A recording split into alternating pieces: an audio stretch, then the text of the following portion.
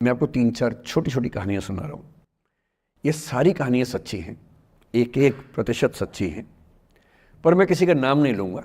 जिनकी कहानी है उनका नाम नहीं लूँगा, उनकी प्राइवेसी का मामला है। पर हाँ, सच्ची कहानियाँ हैं।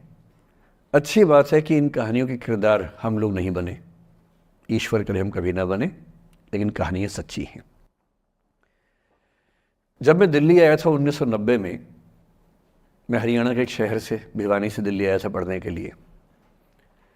मेरे ड्रीम कॉलेज में हंसराज भी एक था, पर मेरा संयुक्त से मेरा एडमिशन जाकिर हुसैन में हुआ। मेरे अंक ठीक थे, यहाँ हो सकता था, पर मैं तो नई दिल्ली स्टेशन पे उतरा, बाहर निकला, पता लगा वहीं एक कॉलेज है, वहीं एडमिशन ले लिया मैंने। तो लोगों ने कहा कि यार कैंपस बड़ा अच्छा होता है। मैंने कहा क्या फ़र्क पड़ता है, कॉलेज कॉलेज होता है, छंडो, यही छंडो में सिखाने आया हूँ आप लोगों को। ठीक है, स्टेशन से निकले वहीं कॉलेज है, मैंने घर जाना होगा तो आराम से कॉलेज से निकल जाएंगे, क्या रखा है कैंपस में। पर मेरा एक दोस्त जो मेरे साथ ही आया था उसी शहर से, उसने एडमिशन हंसराज कॉलेज में लिया। मैं और वो स्कूल के डिबेटर्स थे, डिबेटिंग में हम लोग स्कूल टाइम से काफ़ी एक्टिव थे। डीयू में आए तो यहाँ भी एक्टिव रहे। डीयू में मैंने करीब 5 साल डिबेटिंग की और मेरा ख्याल है कि लगभग 300-400 डिबेट्स मैंने जीती होंगी डीयू में, कुछ हरी भी होंगी, लेकिन मैंने खूब डिबेट, वो मेरा दरअसल दाना पानी था, रोजी रोटी मेरी वही थी कॉलेज के दिनों में। घर से पैसे मैं लेता नहीं था, मिलते भी नहीं थे, देना क्या था, ऐसी स्थिति भी नहीं थी उस समय मेरे घर में कि मिल सके। तो डिबेटिंग मेरा रोजगार था, एम्प्लॉयमेंट था मेरा, उससे काम चल जाता था आराम से। उसका भी चल जाता था, वो हंसराज से था, मैं जाकिर हुसैन से था। हम खूब डिबेट्स में मिलते थे। अक्सर ट्रॉफी या तो हम जीते थे या वो जीतता था, कोई भी जीते रूम पे ही आती थी, क्योंकि हम रूममेट्स थे, एक साथ ही रहते थे। वो मुझसे योग्यताओं के मामले में 21 था, बल्कि अगर वो 21 था तो मैं 15 ही रहा हूँगा या 12 रहा हूँगा, 22 या 21 तो नहीं रहा हूँगा, मुझसे बेहतर था योग्यताओं में। बड़ा अच्छा व्यक्ति था। ग्रेजुएशन के बाद मैंने एमए हिंदी साहित्य में एडमिशन लिया, जबकि बीए ऑनर्स हिस्ट्री में किया था मैंने। उसने तय किया कि वो कुछ और करेगा, प्रोफेशनल कोर्स करेगा, नौकरी करेगा, तो वो चला गया दिल्ली से। मैं दिल्ली में रहा। फिर मैं एमए के बाद तैयारी करने लगा यूपीएससी की। तब तक मैं यूजीसी जेआरएफ कर चुका था। पहला अटेम्प्ट दिया, प्रीलिम्स हो गया। मेंस मेरा 96 के मेंस की बात कर रहा हूँ, मेंस शुरू होने वाला था, 2 दिन रह गए थे। करीब 10 दिन पहले वो मेरे पास आया हुआ था दिल्ली में, मिलजुल के अच्छे से बात करके गया था। उन दिनों उसका एक प्रेम संबंध कहीं हमारी ही एक मित्र के साथ चल रहा था। हम सब दोस्त थे, तो उनमें से 2 लोगों का आपस में का अफेयर था। मुझे नहीं पता क्या हुआ, लेकिन मेरे मेन एग्ज़ाम से 2 दिन पहले रात को 12 बजे एक फ़ोन आया और ये बताया गया कि मेरे दोस्त ने फंदा लगा के अपनी जीवन लीला समाप्त कर ली है। वो दिल्ली से दूर था कहीं, और जिस व्यक्ति के बारे में मेरी राय ये थी कि उतना जीवट वाला व्यक्ति कोई हो नहीं सकता, जो ज़िंदगी से हार सकता ही नहीं, जिसके होने से कई लोग हमेशा जीता हुआ महसूस करते हैं, वो चुपचाप एक बंद कमरे में ज़िंदगी से हार गया। मैं आज तक नहीं समझ पाया कि ऐसा कैसे हुआ। बाद में टटोला, उसके पेरेंट्स से बात हुई, भाई से बात हुई, उन्होंने उसकी याद में एक सोशल वर्क शुरू किया ताकि किसी और बच्चे को ऐसा न करना पड़े। तो जो हल्का हल्का अनुमान हुआ वो ये कि शायद कुछ ऐसा था रिलेशनशिप में जो नहीं संभल पाया था,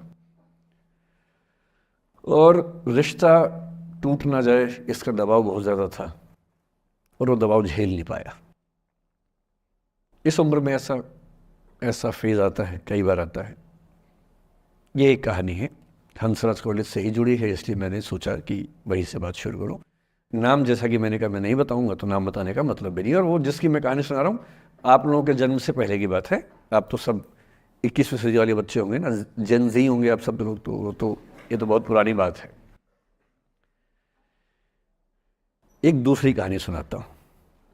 मैं आपको 2-3 कहानियाँ सुनाऊंगा, फिर उन सबका सार निकाल लेंगे एक साथ हम लोग। दूसरी कहानी ये है कि जब मेरा सिलेक्शन हो गया 97 में, 96 अटैम्प्ट में पहली बार में मेरा सिलेक्शन हो गया था, मैं एक्सटेंशन लेके तैयारी कर रहा था, और डीयू में मैं पढ़ा भी रहा था उस समय। तब मैं शायद डीएवी कॉलेज में था या अग्रसेन, मैं 2 जगह पढ़ाया डीयू में, तो उनमें से किसी कॉलेज में पढ़ा रहा था उस समय में।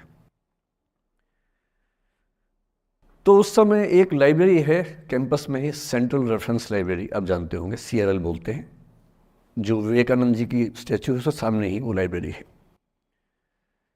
उस लाइब्रेरी में नीचे सब बैठ के पढ़ते हैं और टॉप फ्लोर पे रिसर्च फ्लोर है जहाँ MPhil PhD वाले बच्चे पढ़ते हैं। मैं उस समय शायद PhD कर रहा था या MPhil खत्म हुई थी, वहीं बैठता था, पढ़ता था रोज़। कई दोस्त पढ़ते थे हम लोग वहाँ। हम सुबह 8 बजे लाइब्रेरी खुलते ही वहाँ घुसते थे, रात को 1 बजे निकलते थे लाइब्रेरी बंद होने के समय। तो वहाँ एक छत थी, छत पे छोटी सी कैंटीन थी जहाँ हम लोग जब जब बोर होते थे दिन में 3-4 बार जाके चाय पीते थे। चाय पी ली, बिस्किट खा लिया, थोड़ी गप्पे मार ली, वो सब वहाँ करते थे। तो वहाँ मेरे बहुत सारे दोस्त थे, उनमें से कई लोग अब बहुत सीनियर सिविल सर्वेंट्स हैं, कुछ लोग प्रोफेसर्स हैं डीयू में। 2 बच्चे थे मुझसे जूनियर, 3-4 साल जूनियर थे, बड़े प्यारे बच्चे थे। मुझे उस समय तक पढ़ाई लिखाई का शौक अच्छा खासा हो गया था, तो वो रोज़ मेरे साथ बैठते थे केवल बात करने के लिए, किसी मुद्दे पर बहस करनी है तो बहस होती थी, समझते थे। फिर मुझे पता लगा कि वो दोनों रिलेशनशिप में हैं, रिश्ते में हैं, दोनों ने शादी भी कर ली। उनकी योजना डीयू में पढ़ाने की थी या सिविल सर्विस की भी थी शायद, पता नहीं। मेरा इंटरेक्शन बहुत ज़्यादा उसके बाद रहा नहीं उनसे, क्योंकि मैं सर्विस में चला गया था। इतने जिज्ञासु बच्चे थे दोनों, इतने जिज्ञासु कि उनसे मिलकर तबीयत खुश हो जाती थी, कि हर चीज़ जानने का मन करता था उनका, हर विषय पढ़ने का मन करता था। एकदम जीवन से भरे हुए बच्चे, आंखों में चमक ऐसे। फिर दोनों की शादी हुई तो मैं शादी में जा नहीं पाया, क्योंकि मेरा रिश्ता सिर्फ लाइब्रेरी में 1 घंटा गप मारने वाला था, उससे ज़्यादा था नहीं रिश्ता उनके साथ। फिर सुनता रहता था कि मैं सब बढ़िया चल रहा है, पढ़ाई कर रहे हैं, तैयारी कर रहे हैं। इंटरकास्ट मैरिज की उन लोगों ने, खूब हंगामा हुआ, दोनों घर में तलवारें खिंच गई, किसी तरह से तलवारें संभाली गई, मैनेज हुआ, दोनों साथ रहने लगे। और फिर 3-4 साल के बाद एक दिन मैंने खबर सुनी कि उस बच्ची ने फंदा लगा के जीवन लीला समाप्त कर ली। ये बात भी दिल्ली विश्वविद्यालय की, ये उस दौर के सब लोग इस कहानी को जानते हैं। मेरे ख्याल से ये दोनों कहानी आपकी प्रिंसिपल मैडम जानती होंगी, नहीं ध्यान कर पाएंगे तो मैं उनको जैसे नाम बोलूँगा अकेले में वो तुरंत समझ जाएंगे मैं किसकी बात कर रहा हूँ। मैं आज तक नहीं समझ पाया कि ऐसा क्या हुआ होगा। तो बाद में अनुमान जो हुआ वो ये, इंटरकास्ट मैरिज, परिवार का दबाव, समाज का दबाव, आपस के दबाव, टॉक्सिक रिलेशनशिप, अंत में उस दबाव को न झेल पाना और जीवन समाप्त कर देना, ये हुआ। ये 2 घटनाएं हैं। एक तीसरी घटना ये है कि दिल्ली में आज से 25 साल पहले घटना घटी। आप लोग तब बस पैदा हुए होंगे, घुटनों में चल रहे होंगे, या उससे 5-7 साल पहले की बात रही होगी। ये घटना दिल्ली के सब सीनियर लोग जानते हैं, जिनकी उम्र 35-40 साल है वो सब जानते हैं इस घटना को। मोबाइल फ़ोन में वीडियो नया नया आया था उस समय, अब तो आपके हर फ़ोन में वीडियो है, अब तो सामने भी है, ताकि आप वैसा वाला मुंह बना के सेल्फी खिंचवा सके। पाउट बोलते हैं ना, मैं उसको देसी भाषा में सूअर जैसा मुंह बोलता हूँ, और वैसा ही बनता भी है, क्यूट क्यूट सा सूअर जैसा मुंह बना के लोग सेल्फी खिंचवाते हैं, उसको बोलते हैं पाउट। तब तो कैमरा फ़ोन में पहली बार आया था, तब लोग अभ्यस्त नहीं थे। अब जैसे आप लोग कितने अभ्यस्त होंगे, हम भी होने लग गए अब तो। अब हम किसी से बात करते हैं तो हम ये एज्यूम करके चलते हैं कि उसने फ़ोन में कुछ ना कुछ ऑन कर रखा होगा, या तो आवाज़ रिकॉर्ड करेगा या वीडियो बनाएगा। तुम कितने केयरफुल होकर बोलते हैं, कितने कॉन्शियस रहते हैं। और सर्विलांस सोसाइटी की सबसे बुरी बात यह है कि हम हमेशा चौकन्ने रहते हैं, हम सहज हो ही नहीं पाते। सहज रूप से 2 लोग बात कर लें, हो ही नहीं पाता। तो मैं तो अपने ऑफिस में कई बार ऐसा करता हूँ, जब हम 3-4 लोग बैठते हैं इनफॉर्मल बातचीत के लिए, हम सब अपना अपना फ़ोन कमरे के बाहर छोड़ के आ जाते हैं, फिर 2 घंटे बात करते हैं, इस भय से मुक्त होके कि कहीं कोई रिकॉर्ड तो नहीं कर रहा। ये हालत है आज की। उस ज़माने में तो फ़ोन थे। मोबाइल फ़ोन आया था भारत में लगभग 1995 के आसपास पहली बार। बड़ा महंगा था, 16 रुपये प्रति मिनट इनकमिंग, 16 रुपये प्रति मिनट आउटगोइंग, ये रेट से उस समय। और फ़ोन वो थे जिनसे आप कील भी ठोक सकते हैं, वैसे वाले फ़ोन थे, बटन वाले फ़ोन थे। नोकिया एक कंपनी थी, उसके फ़ोन हुआ करते थे। उसके 4-5 साल के बाद क्या हुआ, पहली बार किसी कंपनी ने फ़ोन में कैमरा लगा दिया। ये बात उस समय के लोग नहीं समझते थे। जब भी नई तकनीक आती है उसको समझने में टाइम लगता है। जो पहले समझते हैं फ़ायदा उठा लेते हैं, जो थोड़ा लेट समझते हैं वो उसका नुकसान उठाते हैं। उस समय दिल्ली के एक प्रसिद्ध स्कूल में 11वीं-12वीं क्लास के 2 बच्चों में आपस में कोई रिलेशनशिप रही होगी। वो दोनों किसी ऐसी सिचुएशन में थे जो सिचुएशन बहुत ही प्राइवेट किस्म की थी, बहुत निजी किस्म की थी, जिसको पब्लिक नहीं कर सकते। कुछ फिजिकल रिलेशनशिप जैसा मामला था। उस दुष्ट लड़के ने लड़कों के इतिहास को कलंकित, लड़कों का इतिहास वैसे भी कलंकित ज़्यादा है, उसे और कलंकित करते हुए उस पूरे सिचुएशन का वीडियो बना लिया। ऐसे मामलों में दुर्भाग्य है, मैं लड़का हूं इसलिए लड़के पवित्र थोड़ा ना हो जाएंगे। लड़का है, इतिहास कलंकित तो है, उसका वीडियो बना लिया और दुष्टता का चरम स्तर निभाते हुए वो वीडियो अपने एक दोस्त को शेयर कर दिया। ये कहे कि किसी और को दिखाना मत, जैसा कि होता है अफवाहों की दुनिया में। हर अफवाह एक व्यक्ति एक को ही बताता है, ये कह के किसी और को मत बताना, और अगला व्यक्ति भी अगले को यही कह के बोलता है किसी और को मत बताना। और इस तरह से पूरे शहर को खबर होती है और सबको लगता है कि सिर्फ मुझे पता है। वो वीडियो फैल गया। नए नए फ़ोन आए थे, पर वो फ़ोन कम लोगों के पास थे, कैमरे वाले फ़ोन। तो फ़ोन से कितना फैलता, ज़्यादा नहीं फैला। लेकिन उस समय दिल्ली की एक कुख्यात मार्केट हुआ करती थी, पालिका बाज़ार, अभी भी है, पर तब वो कुछ और कामों के लिए कुख्यात हुआ करती थी। अब तो कपड़े मिलते हैं, तब कपड़ों के साथ कई चीज़ें और मिलती थी वहाँ। जैसे गंदी फिल्मों की सीडी चाहिए हो तो वहाँ मिलती थी, ग्रे मार्केट में, चोरी छिपे। इस वीडियो को सीडी में कन्वर्ट करके लोगों ने वहाँ से खरीदा, लाखों करोड़ों की संख्या में। नए नए टेलीविज़न चैनल प्राइवेट आए थे, और प्राइवेट टीवी चैनल को खबरों की भूख इतनी होती है कि वो खबर के लिए जान दे सकता है और जान ले भी सकता है किसी की। 24 घंटे इस खबर पे, इस चीज़ पर खबरें चल रही थी सारे चैनल्स में कि ये वो लड़का है जिसने ऐसा किया, ये वो लड़की है, ये वो स्कूल है, इस स्कूल की प्रिंसिपल से बात करेंगे, इससे बात करेंगे। वो जो बच्ची थी जिसकी इसमें कोई गलती नहीं थी, सिवाय इसके कि वो किसी एक लड़के से प्रेम करती थी, जो कि उस उम्र में बच्चे कर बैठते हैं। इसके लिए बहुत चिल्लपौनी मचानी चाहिए। बच्चों को आप हर बात पे अपराधी नहीं मान सकते। उस बच्चे की गलती सिर्फ इतनी थी कि उसने अपने दोस्त पे भरोसा किया, जो भरोसे के लायक था नहीं। वो नीच किस्म का व्यक्ति था जिसने उस संबंध की गरिमा को समझा नहीं। उस बच्ची के घर के बाहर 24 घंटे न्यूज़ चैनल से कैमरे खड़े रहे। घर से कोई भी निकले, 50 कैमरे पीछे। आप बताइए आपकी बेटी कैसी है, आप बताइए आपकी बहन कैसी है। अंत में उस पिता ने अपनी बच्ची को इस देश से बाहर भेज दिया। उसके कुछ दिन बाद की जो खबर टीवी चैनल से नहीं दिखाई, उसके पिता ने आत्महत्या कर ली। ये तीसरा इंसिडेंस है। ये सारी खबरें सच्ची बता रहा हूं मैं, इनमें से एक भी झूठ नहीं है। झूठी कहानियों से मोटिवेशन दिया जा सकता है, मैं जानता हूं, पर जब सच्ची कहानियां हैं तो मैं झूठ क्यों बोलूं? सारी सच्ची कहानियां बता रहा हूं मैं आपको। एक चौथी कहानी जो आप में से कई लोगों की होगी।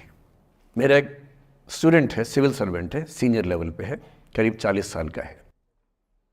उसने आज तक शादी नहीं की। क्या उसकी शादी करने की इच्छा नहीं थी? पूरी इच्छा थी।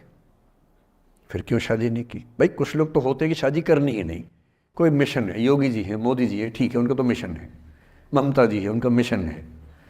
पर जिसका जीवन में ऐसा कोई मिशन नहीं है और जिसको प्रेम करने का मन भी करता हो, वो तो शादी करता है आमतौर पे। उसने शादी क्यों नहीं की जानते हैं? जब वो 25-26 की उम्र में था, जब वो मेरा विद्यार्थी भी था, एक दिन मेरे पास आके बोला कि सर एक बात करना चाहता हूँ। मुझसे मेरे स्टूडेंट्स ऐसी बातें खूब करते हैं पर्सनली आके, अब तो मैं टाइम कम दे पाता हूँ, पहले तो ये सब होता रहता था क्लास के अलावा। एकदम रोता हुआ आया, आंखों में आंसू भरे हुए बहुत सारे। अरे क्या हो गया भाई? तो फिर उसने किसी का नाम बताया कि सर वो है मेरी स्टूडेंट थी, कि सर उसके साथ रिलेशनशिप थी, उसने धोखा दिया है मुझे। अच्छा, धोखा देने वाली कहानियाँ मुझे बहुत अपील नहीं करती। मेरा मानना है कि दोनों पक्षों की गलतियाँ होती हैं। आपकी अगर अपने पर्सपेक्टिव से सोच सोच के धोखा करते रहते हैं, ऐसा थोड़ा ना होता है भाई। कुछ तो मजबूरियाँ रही होंगी, कोई यूं ही बेवफा नहीं होता, कुछ तो वजह होगी ना। आप थोड़ा उसकी वजह, उसका भी तो, उसकी कहानी भी तो सुनिए। और मैं जब जब दोनों कहानियाँ सुनता हूँ मुझे लगता है कि मामला ग्रे है। आप किसी एक पे उंगली उठा ही नहीं सकते कि इसने ऐसा किया। दोनों की गलतियाँ होती हैं, ऐसा थोड़ा ना कि एक की होती है। बहरहाल इन भाई साहब को ऐसा लगा कि धोखा हो गया उनके साथ। तो मैंने कहा चलो कोई बात नहीं यार, हो गया तो हो गया, तू नहीं कोई और सही, ऐसा क्या है। इतनी बड़ी दुनिया है, 8 अरब की आबादी अब है, उस समय भी 6-7 अरब तो थी। मैंने कहा 3.5 अरब 350 करोड़ में कोई तो होगी तुम्हारे लिए, ऐसा क्या है, कोई और देखेंगे। पर वो थोड़ा ज़्यादा सेंटिमेंटल था उस समय। धीरे धीरे पता नहीं उसके मन में क्या बैठ गया, उसके मन में ये बैठा कि दुनिया की सारी लड़कियां धोखेबाज होती हैं। ऐसे मूर्खों की कमी नहीं है दुनिया में, ऐसे बहुत मूर्ख हैं। दर्शन की दुनिया में इसे अवैध सामान्यीकरण कहते हैं, इलिसिट जनरलाइजेशन।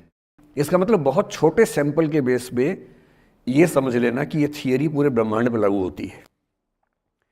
एक लड़की ने धोखा दिया, मान लीजिए धोखा दिया, धोखा इसने दिया कि उसने दिया कि किसी ने दिया, जो भी कहानी हो, एक सैंपल से ये मान लेना कि सब ऐसे होते हैं। और उसके बाद से उसने कम से कम 10 बार कोशिश की, 10 लोगों से मिला, बातचीत की शादी के लिए। डेटिंग तो क्या करेगा 40 की उम्र में, लेकिन हाँ बातचीत करके देखा कि शायद रुचियाँ मिल जाएं, स्वभाव मिल जाए तो शादी के बारे में सोचें। हर बार 3-4-5 मीटिंग के बाद वापस हट जाता है। अब तो मैंने पूछना बंद कर दिया है। जब तक मैं पूछता था, बोलता था कि सर 3-4 मीटिंग के बाद लगता है कि ये भी वैसी ही है। मैंने कहा भूल जाओ भाई, उससे भूल जाओ, बात खत्म हो गई। उसके बच्चे घूम रहे हैं आजकल स्कूल में, अब तुम कम से कम शादी तो कर लो। वो भाई साहब आज तक अकेले हैं, और अब तो बाज़ार में मूल्य भी कम हो गया उनका, अब विकल्प भी ज़्यादा नहीं मिलते हैं। अब जो विकल्प मिल रहे हैं वहाँ उसकी रुचि और कम हो गई है। तो पूरी संभावना है कि वो जीवन अकेले ही गुजरेगा अब उसका। एक अंतिम एग्जाम्पल देके फिर मैं निष्कर्ष की तरफ बढ़ूंगा। मैं एक आईएएस ऑफिसर को जानता हूँ, 2 आईपीएस को जानता हूँ, बहुत योग्य लोग, देश के सबसे अच्छे संस्थाओं से पढ़े हुए लोग, प्रॉपर आईएएस प्रॉपर आईपीएस में नौकरी करने वाले लोग, और इन तीनों ने अपना जीवन समाप्त कर लिया नौकरी में रहते हुए। क्यों? क्योंकि नौकरी और घरेलू जो दुविधाएं थी उनको झेल नहीं पा रहे थे, ना झेल पा रहे थे, ना भूल पा रहे थे। लेट गो नहीं कर पाए तो गिव अप कर दिया। और इसलिए मुझे अक्सर लगता है कि जितनी चीज़ें हम सिखाते हैं बच्चों को, हिस्ट्री, इकोनॉमिक्स, लिटरेचर, वो सब ठीक है, उनका भी महत्व है। शायद उससे ज़्यादा महत्व इस चीज़ का है कि ये समझें कि अपने इमोशंस को कैसे मैनेज करना है।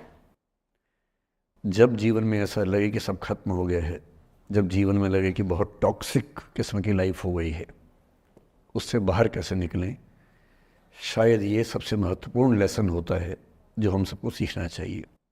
मैंने कहीं से सीखा नहीं है, ना मैंने ऐसी किताबें पढ़ी हैं। हालांकि मैंने 2 किताबें मंगवाई हैं पिछले हफ्ते, पढ़ी नहीं है अभी तक, तो मैं किताबों के बेस पे नहीं जानता कैसे सीखते हैं, लेकिन ज़िंदगी से तुम सीख सकते हैं।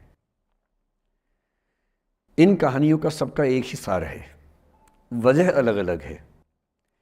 एक व्यक्ति ने इसलिए अपना जीवन समाप्त किया कि वो रिश्ता उसके हाथ से छूट रहा था। एक ने इसलिए जीवन समाप्त किया कि ये रिश्ता बन गया था पर समाज के दबाव, घर के दबाव मैनेज नहीं कर पाए। एक ने ज़िंदगी भर शादी नहीं की सिर्फ इसलिए कि वो पुरानी यादों को भूल नहीं पाया। अरे एक बार गलती हो गई तो हो गई, आगे तो संभावना जीवन में है भाई, क्यों इतना हावी रखने उसी दिमाग के ऊपर।